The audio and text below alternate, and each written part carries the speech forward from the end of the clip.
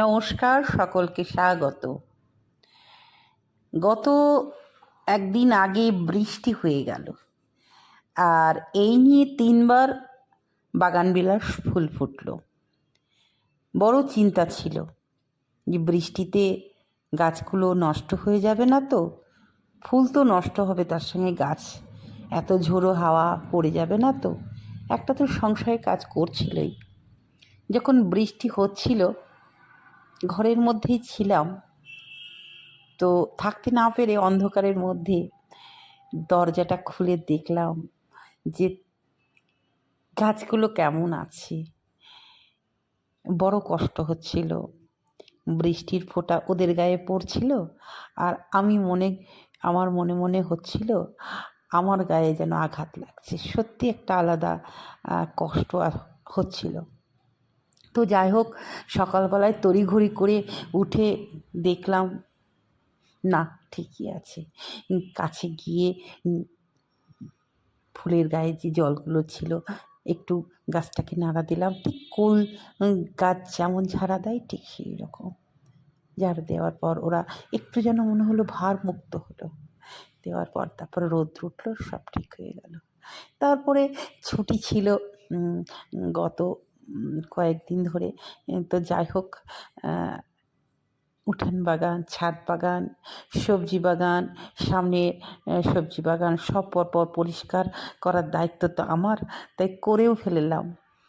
3টে কমপ্লিট হয়ে গেছে। 3টে না, মোটামুটি ছাদ একটা, উঠান একটা, আর সবজি বাগানে ওখানে 3টে, মোটামুটি 5টা হয়ে গেছে। আর একটা বাকি আছে, আর একটা করে ফেলেই কমপ্লিট।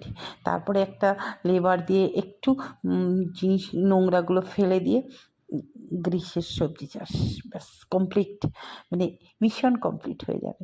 তো দর্শক বন্ধু, এই যে রাত্রের শোভা দেখছো আমার বাগানের, কেমন লাগলো? এত বড় ছাদ পরিষ্কার রাখা, তাদেরকে সেবা করা বড় কঠিন একটা কী বলবো পরিস্থিতির মধ্যে আছি, কিন্তু করতে হচ্ছে। দায়িত্ব তো নিয়েছি না, যে কোনো কাজে দায়িত্ব নিলে সেটা সম্পূর্ণ করতেই হবে। ছোট থেকেই কিন্তু এটা আমি জানি, সেটা স্কুলের দায়িত্ব হোক, সংসারের দায়িত্ব হোক, বা আমার বাগানের দায়িত্ব হোক, আমি সেটা কিন্তু করি। যতই আমি অসুস্থ থাকি না কেন, তাদেরকে কিন্তু ভালো রাখার চেষ্টা করি। আমার সব সময় মনে হয় আমার পারিপার্শ্বিক যারা আছে তারা ভালো থাকুক, নাই বা আমি ভালো থাকলাম। আমার খারাপ থেকে তারা যদি ভালো থাকে, সেটাই আমার কাছে বড় পাওনা।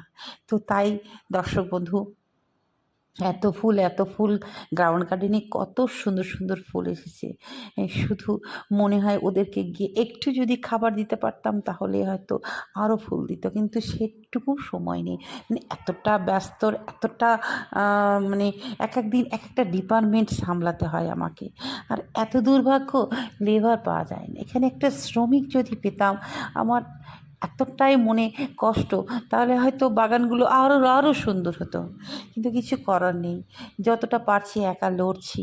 সেই লড়তে লড়তে তারা তো ভালো আছে, ব্যাস এটুকুই আমার কাছে পাওনা। তো এত সুন্দর ফুল এসেছে দর্শক বন্ধু, তোমাদের না দেখিয়ে পারলাম না। রাত্রিবেলায় দেখালাম, আবারও দিনের বেলায় একদিনকে আসবো, তাই কি আছে, সময় ছিল না বলেই রাত্রি দেখালাম। তবে রাত্রি একটা আলো পড়ছে, সেই আলোতেও কিন্তু এদের সুন্দর রূপ কিন্তু একটু আলাদা হয়ে যাচ্ছে। তো যাই হোক, সব মিলেই খুব ভালো, ভীষণ সুন্দর, খুব খুব আনন্দ দিচ্ছে আমাকে এবং আমার পরিবারকে। এবং বাড়িতেই যারা গেস্ট আসে তারা শুধু ঘরের ভেতর না ঢুকেই একদম সোজা চলে যায় ফুল বাগানে। তারাও দেখে, তারাও খুব খুশি হয়। তারাও খুশি তো আমিও খুশি। সত্যি আমি কোনোদিনও ভাবতে পারিনি যে একসাথে এতগুলো ফুল, ফল, সবজির মালি হয়ে উঠবো আমি। তো ভগবানের আশীর্বাদ, তার সঙ্গে গুরুজনদের আশীর্বাদ,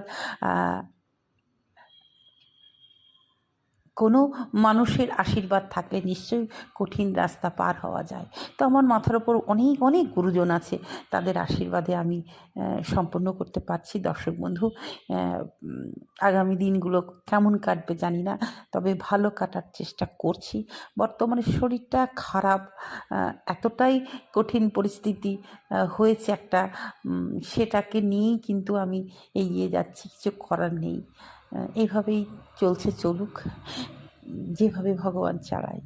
ভালো থেকো। আবার আবার কোনো একটা ভিডিও নিয়ে চলে আসবো তোমাদের সামনে।